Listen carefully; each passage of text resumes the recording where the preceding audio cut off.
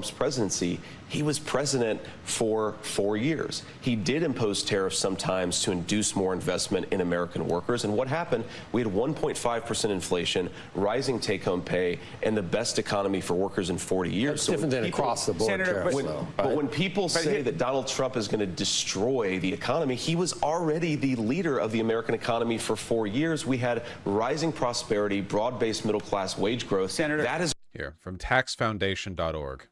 The Trump administration imposed nearly $80 billion worth of new taxes on Americans by levying tariffs on thousands of products valued at approximately $380 billion in 2018-2019, amounting to one of the largest tax increases in decades.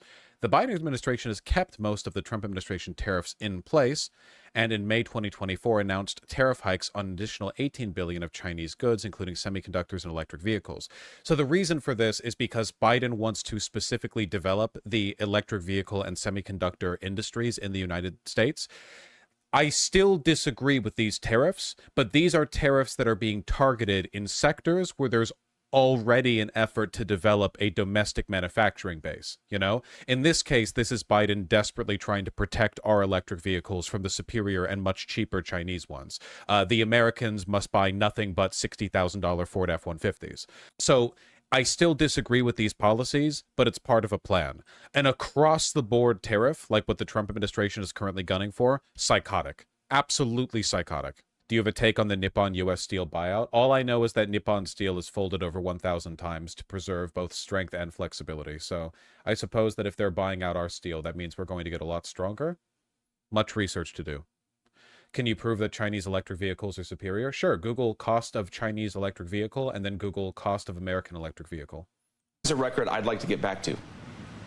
Senator, I think the question, though, on the tariffs is, and it's where Joe is going, because they're across the board and they're not as targeted, it's unclear. There are certain industries that, unfortunately, we don't have. Now, would it be great if our country were to invest in some of these industries that we're... I don't understand why he does this. This doesn't benefit neocons, doesn't benefit fascists. Why does he do this? There are two reasons. One, because it panders to the interests of the low IQ, you know, we're going to do everything in America, made in America, ha ha ha crowd.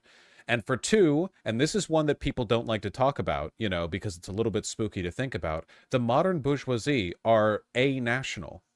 You think that billionaires today are like rooted to a country? Corporations set up headquarters in other countries all the time. In reality, the economic success of the United States domestically isn't like a huge factor in many, like a ton of our billionaires and our businesses profit massively from the, you know, the manufacturing base and production in China and in Bangladesh and in India. I think that in truth, we're reaching a point where America's interests are being dictated by a wealthy elite who don't even care that much about America's economic success. You want to know other examples of this? The entire developing world. Bangladesh, most of, you know, Southeast Asia, most of Africa, countries outside of the imperial core, many of those countries are led by people whose ability to run their countries more or less depends on their willingness to be to capitulate to foreign capital. Latin America, this is a well-known problem outside the imperial core, right? Their countries remain underdeveloped as long as they remain I guess fertile vessels of investment for Western business. Folks, what happens when the imperial core stops being a nation and starts being an amorphous collection of legal entities that can change nations whenever they want? Well, then everyone falls outside the imperial core. That we're missing on the manufacturing side, but the amount of time it may very well take to, quote unquote, induce every industry to invest here to manufacture. That's the complication with the plan. So when you see, for example, like a Goldman Sachs report come out suggesting that this actually becomes not just a massive tax, but a massive drain on the economy, what do you think? And then just a related question, because a lot of people have said this. Do you believe that the entire across-the-board tariff would go into effect, or is it should we think of it as some kind of negotiating cudgel, if you will, with China for other things? Well, first of all, I do think that it's negotiation. Donald Trump is a negotiator. He believes in using tariffs for negotiation, but he also does believe in using tariffs to induce more manufacturing, more capital formation in our country. But Andrew, the problem with the argument here is when people say these tariffs are going to have an effect, Donald Trump already imposed specific tariffs on specific industries. You didn't see the negative consequences come to light. Do you understand what I'm talking about when I say that? This is what people talk about when they talk about late-stage capitalism. Through the 1940s and 1950s, in the West, we saw a massive raise in the standard of living of the average American worker, in large part because of economic globalization. Now, all of the really shit work could be done by people in Bangladesh, people in India, people in China, people outside the... Well, not in China at the time, you know what I mean. You could start exporting the really, really, really bad jobs. You could push them outside the imperial core to people who can't vote, right?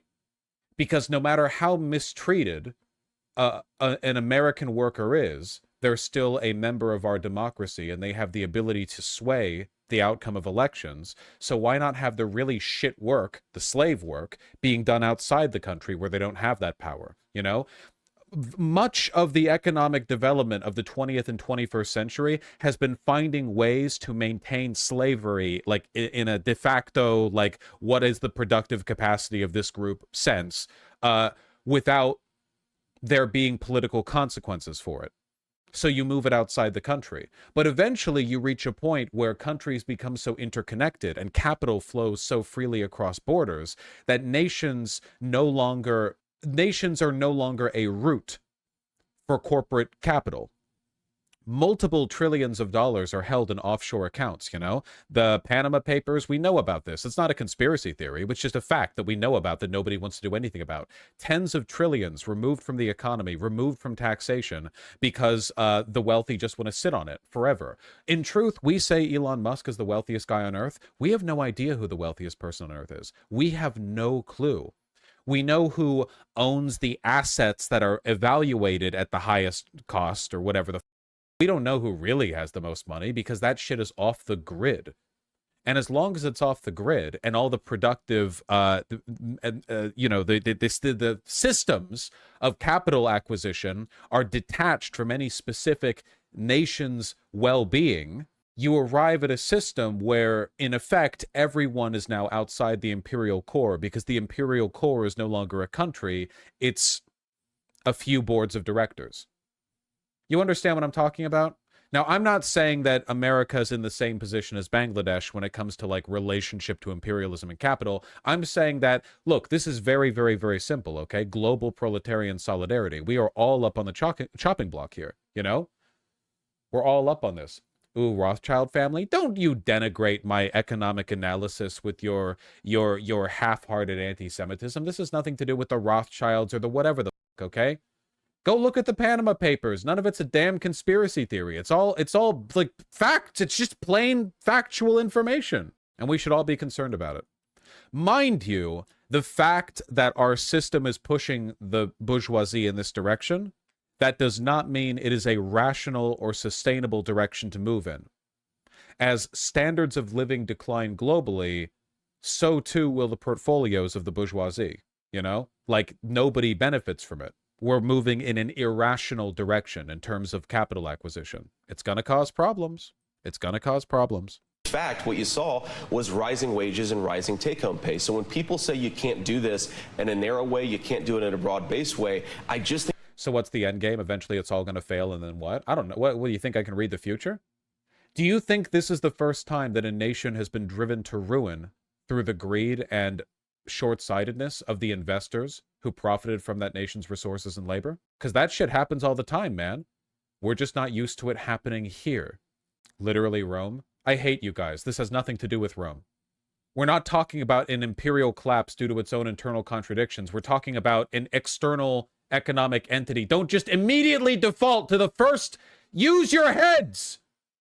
I just said you think this is the first time a country has collapsed due to the greed of its investor class? What about Latin America? What about Southeast Asia?